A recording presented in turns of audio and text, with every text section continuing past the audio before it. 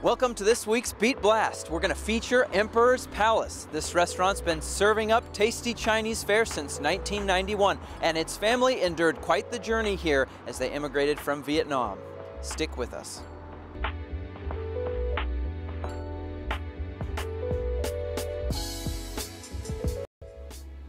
Welcome back to this edition of the Beat Blast, sponsored by the Admiral Theater. Story number 1 today, how Tat and her husband Quang Tang came to America in the 1980s. They each escaped 2 war-torn countries and brought their 15 kids here, helping to establish in 1991 Emperor's Palace, a legacy that lives on today. How sadly passed away this last week at 86 years old, and she was given a traditional Buddhist funeral at Miller Woodlawn Cemetery. They had a noodle factory in Vietnam, so she knew the business side. They're just hard workers, and that's how my mom and dad just learned when they were very young. You have to work very hard all the time. If you want something, you have to work and earn it. My favorite, I think one of their favorite is probably Mongolian beef. We have the sesame chicken that everybody loves. Of course, the chow mein, you know. Everything is fresh ingredient every day. We just love the community, man. We love Bremerton, and we love serving Bremerton and Kitsap County. Story number 2 today. Roundabouts are all the rage these days, aren't they? Ridgetop Boulevard can't seem to get enough of them, and the state plans a whole bunch more roundabouts on State Highway 305 between Paulsbo and Bainbridge Island. Kitsap Sun reporter Nathan Pilling has the story.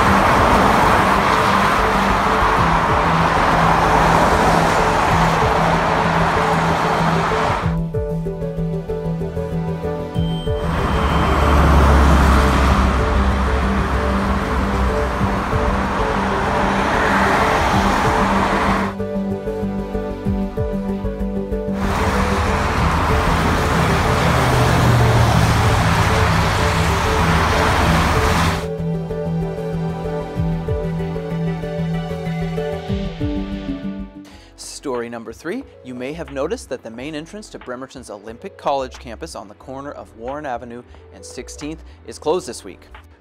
That's because workers from the city are redoing the sidewalks out in front of the college so that Kitsap transit buses can get better into the college and not have to make students go all the way across Warren Avenue to catch the bus.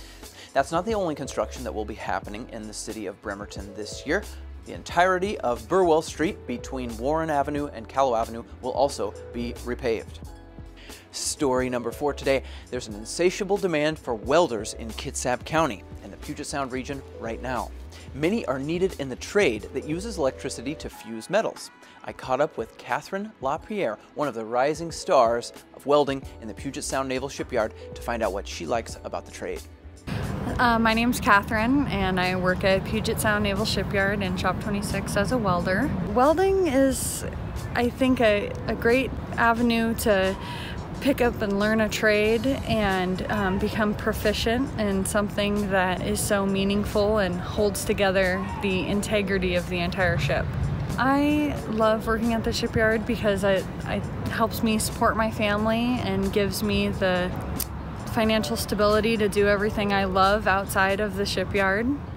And finally, story number 5 this week, which, as you know, is what's on tap for your weekend, sponsored by Silver City Brewery Taproom right here in Bremerton.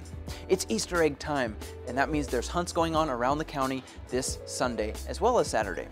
Manette Park will not only hold its dedication as a park after a big revamp, but also there will be registration for a big Easter egg hunt there at 9:30 a.m. That's our show for this week. Thanks so much for watching, and special thanks to those of you who support the Kitsap Sun. We could not do this without you. See you next time.